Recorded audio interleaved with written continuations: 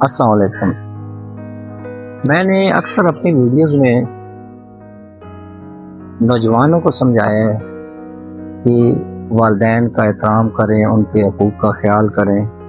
اللہ تعالیٰ نے اپنی عبادت کے ساتھ والدین کے ان کے اوپر احسان کرنے کو بیان فرمایا ہے، لیکن والدین پر بھی بہت سارے فرائض ہیں۔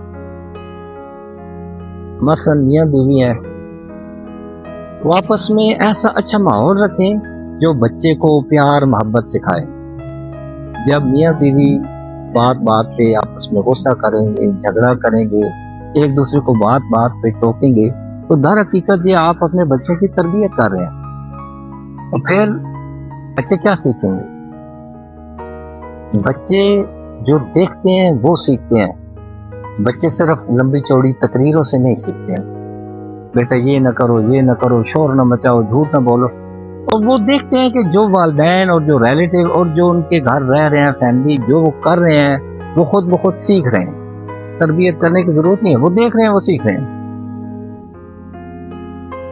تو اس میں زیادہ کردار ماؤں کا آ جاتا ہے، کیونکہ والد اکثر روزگار کی صورت میں صبح جاتے ہیں، رات کو واپس آتے ہیں، بعض بیرون ملک ہوتے ہیں، بعض اپنے کاروباری مصروفیات میں ہوتے ہیں، اور اکثر وہ جب شام کو واپس آتے ہیں تو بچے سو رہے ہوتے ہیں۔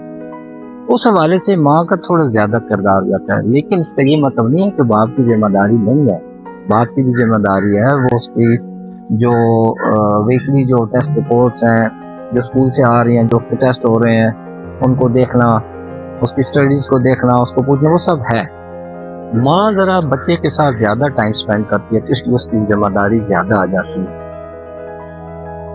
تو علامہ اقبال نے کیا خوب فرمایا ہے ماؤں کے لیے کہ مادرارا اسوائے کامل بطول،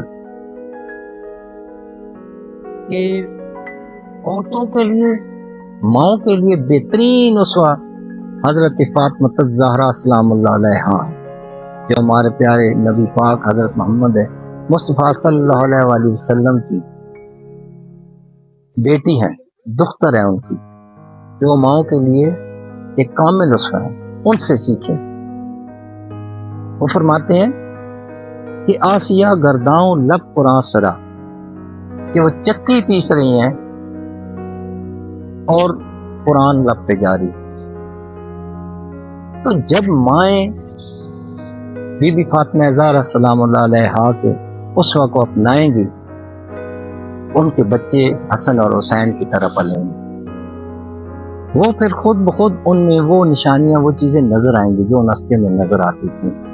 یہ ماؤں کے لیے لازمی ہے۔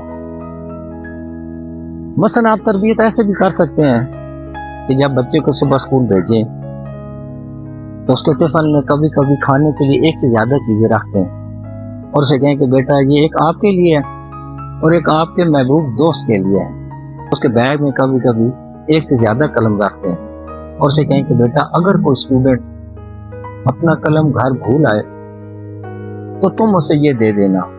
اس طریقے سے آپ کا بچہ احسان کرنا، دوسروں سے محبت کرنا اور دوسروں کے مشکل وقت میں کام آنا سیکھے گا۔